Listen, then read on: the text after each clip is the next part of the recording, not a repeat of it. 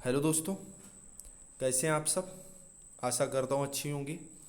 आप लोग जानते हैं कि ये जो यूपी बीएड एंट्रेंस एग्ज़ाम में हिंदी के जो प्रैक्टिस सेट की मैं सीरीज़ चला आ रहा हूँ, जो कि कल से स्टार्ट हुई है, इसका पार्ट फर्स्ट आ चुका है। आज हम लोग पार्ट सेकंड पर बात करने वाले हैं। ये जो सीरीज़ है, इस सीरीज़ में जैसा कि आप लोग जानते हैं कि मैंने टारगेट किया है 1000 से ज़्यादा क्वेश्चंस का, जिसकी पीडीएफ भी आपको मिलती है। हर चीज़ मिलती है। पीडीएफ के लिए अगर आप लोगों ने अभी तक टेलीग्राम ग्रुप ज्वाइन नहीं किया है तो आप लोग टेलीग्राम ग्रुप ज्वाइन कर लें, क्योंकि वहाँ पर आपको इसकी पीडीएफ मिल जाती है। वीडियो पर डे सुबह 8 बजे आता है, ठीक है। तो आप लोग मॉर्निंग में आकर के प्रीमियम में वीडियो चलता है लाइव की तरह, तो चाहे वो आप देखा करें, या अगर आप चाहें तो डाउनलोडेड वीडियो भी देख सकते हैं। अदर जो हिंदी के वीडियोज हैं डिटेल्ड वाले, उसके लिए प्लेलिस्ट पड़ी हुई है, जिसका लिंक मैंने आई बटन में दे दिया है। आप लोग वहाँ से जा कर के उसे देख लें। तो चलिए आज का हम लोग शुरू करते हैं। आज भी मैंने 35 क्वेश्चन ही लिए, ठीक है। तो पहला क्वेश्चन है कूप मंडूक होना। कूप मंडूक होना मतलब, जैसा कि आप लोग जानते हैं, इसकी कहावत है कुएं का मेढक, ठीक है।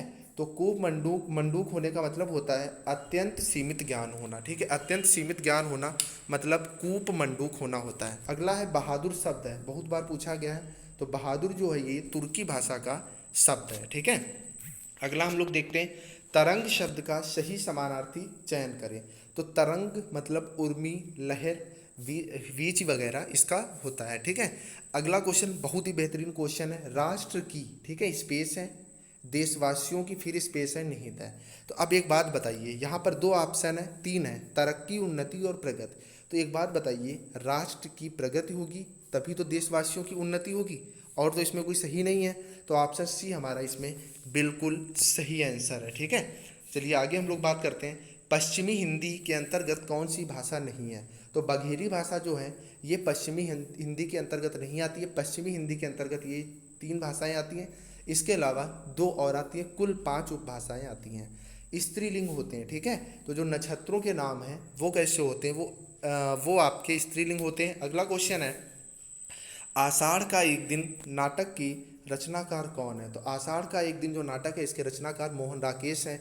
हल्दी घाटी के रचनाकार आपके राम नारायण पांडे जी हैं, ठीक है दोस्तों। आगे हम लोग बात करेंगे क्वेश्चन नंबर 9 पर, हिंदी खड़ी बोली किस अपभ्रंश से विकसित हुई है। आप सब जानते हैं कि हिंदी जो है वो सौरसैनी अपभ्रंश से विकसित हुई है, ठीक है। जिन संज्ञाओं की विशेषता बताई जाती है उनको क्या कहते हैं। तो जिन संज्ञाओं की विशेषता बताई जाती है उसे क्या बोलते हैं, विशेष्य बोलते हैं। विशेष्य जो होते हैं वो हमारे कैसे होते हैं, संज्ञा होते हैं, और विशेष्य हमेशा विशेषण के साथ लगे हुए या जुड़े हुए होते हैं, ठीक है। अगला क्वेश्चन है कि किस क्रम में वाक्य शुद्ध है, ठीक है, किस क्रम में वाक्य शुद्ध है। मुझे भारी दुख हुआ, तो दुख तो भारी होता ही है। अगला है व्याकरण के बहुत मुद्दे चिंतनीय हैं, यही हमारा राइट आंसर है, ठीक है। अगला हम लोग देखेंगे पहले कभी ऐसा नहीं हुआ। वाक्य में पहले क्या है, तो पहले एक समय को दर्शा रहा है, इसलिए ये कालवाचक क्रिया विशेषण है। उसे क्या पता जिसे कभी कोई कष्ट ना हुआ हो। तो यहाँ पर संबंध दिखाया जा रहा है कि जिसको पता नहीं होगा वही तो कष्ट के बारे में नहीं जानता है ना। तो यहाँ पर संबंध को दिखाया गया है, ठीक है। आगे हम लोग बात करेंगे माँ बच्चों को दूध पिला रही है। तो आप सब जानते हैं कारक का जो वीडियो है वो मैं पहले ही आपको बता चुका हूँ कि मेरी प्लेलिस्ट में पड़ा हुआ है, आप जा कर के देख लें। ऊपर आई बटन में उस प्लेलिस्ट में आपको ये मिल जाएगा। तो माँ बच्चे को दूध पिला रही है, तो कर्ता ने कर्म को, यहाँ पे कर्म कारक है। अगला है किस क्रम में कर्मवाचक कृत प्रत्यय नहीं है। तो जो खुरचन है इसमें कर्मवाचक कृत प्रत्यय नहीं है। खिलौना, चलनी और ओढ़ना में कर्मवाचक कृत प्रत्यय है, ठीक है। अवधि किसी भाषा की किस वर्ग की बोली है, ठीक है। तो जो अवधि है ये पूर्वी हिंदी के अंतर्गत आती है। अगला हम लोग क्वेश्चन देखेंगे, संजय बहुत देर से टहल रहा है, इसमें कौन सी क्रिया है। तो इस सकर्मक, प्रेरणार्थक, अकर्मक या संयुक्त। तो संजय बहुत देर से टहल रहा है, ये अकर्मक क्रिया है। किस उपसर्ग में उपसर्ग का सही प्रयोग नहीं हुआ है, ठीक है। तो निलंबन में नि का बिल्कुल सही प्रयोग हुआ है। निराकरण में निर का सही है। अपहरण में अप उपसर्ग का प्रयोग बिल्कुल सही है। दुर्योधन में दू ना होकर के ये इस तरह से आपको आगे जो विसर्ग है वो लगाना होगा, तब आपका आंसर सही होगा। अगला क्वेश्चन है देव प्रसन्न होकर मनुष्यों को वर देते हैं। तो देव का बहुवचन, तो देव का बहुवचन देवलोक, देवजन, ये कोई नहीं होते हैं। इसका जो सही ऑप्शन है वो देवगढ़ होता है, ठीक है। आगे हम लोग बात करेंगे किस क्रमांक में वाग वैभव का संधि विच्छेद सटीक है। बहुत इंपॉर्टेंट क्वेश्चन है, आप लोग ध्यान रखिएगा। जहाँ पर आधा गाय, ठीक है, जहाँ पर आधा गाय तो वो बदल के का में बदल जाता है, ठीक है। तो ये क्या हो जाएगा, वाक्य प्लस वैभव, ठीक है, ये हमारा बिल्कुल राइट आंसर होगा। अगला है उषा सुनहले तीर बरसती जय लक्ष्मी सी उदित हुई, ठीक है। तो यहाँ पर क्या है, यहाँ पर मानवीकरण किया गया है, यहाँ पर मानवीकरण आपका अलंकार है। अगला है जहाँ तहाँ मज्जा मांस रुचिर लख परत बगारे जित जित छिटके हाड़ से कहूँ कहूँ रतनारे। तो देखिए यहाँ पर, जहाँ पर आप एक तरह से बोलते हैं ये वाला भाव आता है, ठीक है, कौन सा, छी वाला, ठीक है, जहाँ पे आपको गंदगी वाला भाव आता है कि देखिए जहाँ तहाँ मज्जा मांस रुचिर लख परत बगारे, इस तरह में आपका जो होता है वो विभत्स रस होता है, ठीक है। आगे हम लोग बात करेंगे गौशाला में कौन सा समास है। तो गाय के लिए जो शाला होता है, गाय के रहने का स्थान होता है, ठीक है, उसे गौशाला बोलते हैं। तो गौशाला में आपका तत्पुरुष समास है।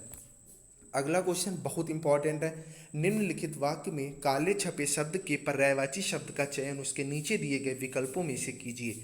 भगवान शिव को आशुतोष माना जाता है, तो शिव का एक पर्यायवाची तो आपका आशुतोष हो गया। जो दूसरा इसका जो पर्यायवाची है पिनाकी, पियाशु, लंबोदर या पिनाक, तो इसमें हमारा जो सही आंसर है वो पिनाकी है। भगवान शिव का एक जो पर्यायवाची होता है वो पिनाकी भी होता है। अगला है किस क्रम में विवृत स्वर है, ठीक है, अच्छा क्वेश्चन है, ध्यान रखिएगा।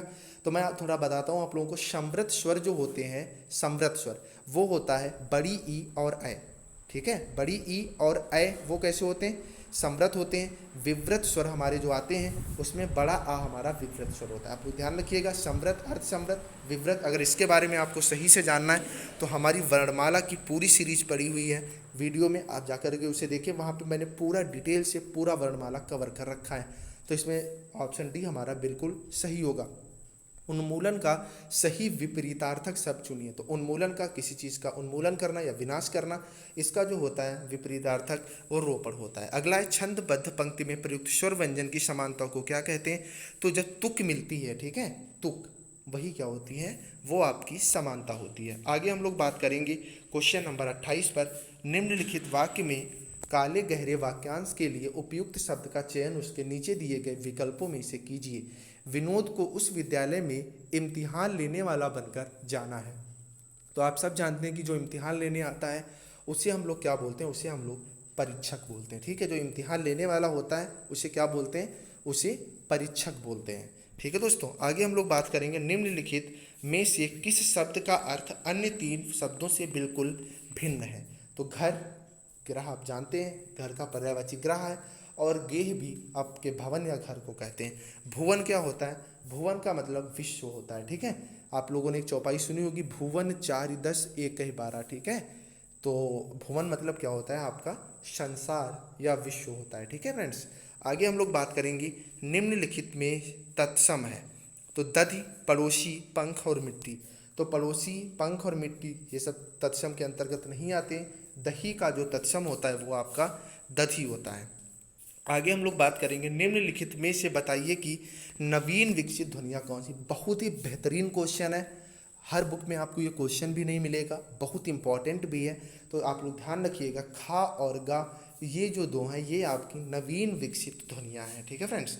आगे बात करेंगे निम्नलिखित में से कौन सा घोष वर्ण है, ठीक है। तो आप लोग जानते हैं घोष वर्ण में कौन से आते हैं, पहला और दूसरा वर्ग आता है, ठीक है। तो देखिए या तो का खा हो सकता है, या चा छा हो सकता है, ठीक है, या पाफा हो सकता है, ठीक है, इस तरह से हो सकते हैं। लेकिन यह घोष अघोष से आपका मतलब है, तो इसमें हमारा जो सही होगा, क्योंकि ये दूसरे वर्ग से है, ये पहले वर्ग से है, ये दूसरे वर्ग से, तो आप अगर एलिमिनेशन भी करेंगे तो इसमें से घोष जो होगा वो हमारा क्या होगा, माँ होगा, ठीक है। घोष कौन सा होगा, माँ होगा, बाकी सब हमारे सघोष हैं, ठीक है। आगे बात करेंगे चारों चरण में समान मात्राओं वाले छंद को क्या कहते हैं। तो जिसमें सारी मात्राएं समान होंगी, आप सब जानते हैं, उसे हम लोग क्या बोलेंगे, सममात्रिक छंद कहते हैं। अगला है निम्नलिखित में सममात्रिक छंद कौन सा है, ठीक है। तो आप सब जानते हैं कि सममात्रिक छंद हमारा चौपाई है, श्री गुरुचरण सरोज रज, आप सब ने पढ़ रखा होगा। और आप हिंदी की तैयारी कर रहे हैं तो चौपाई तो आप सब ने पढ़ ही रखी होगी। अगला है अमावट में प्रत्यय है। तो स्टूडेंट करता क्या है, अमावट में जो प्रत्यय वो लगाता है वो वट लगा देता है, लेकिन ये कोई भी सही नहीं है। अमावट का जो प्रत्यय होगा वो आवट होगा, ठीक है। आवट जो है वो अमावट का प्रत्यय है, ठीक है। तो आज की ये हमारे क्वेश्चंस थे, 35 क्वेश्चन। आई थिंक आपको अच्छे लगे होंगे। अगर अच्छे लगे तो आप लोग वीडियो को लाइक ज़रूर करें, चैनल पर नया है तो सब्सक्राइब ज़रूर करें, और टेलीग्राम ग्रुप ज्वाइन कर लें जहाँ पर आपको हर तरह की अपडेट्स मिलती रहती हैं। और भाई वीडियो को शेयर ज़रूर कर दें जिससे ज़्यादा से ज़्यादा लोगों के पास ये चीज़ें पहुँच सकें। अगला जो पार्ट 3 है वो आपको कल मिलेगा। Thank you.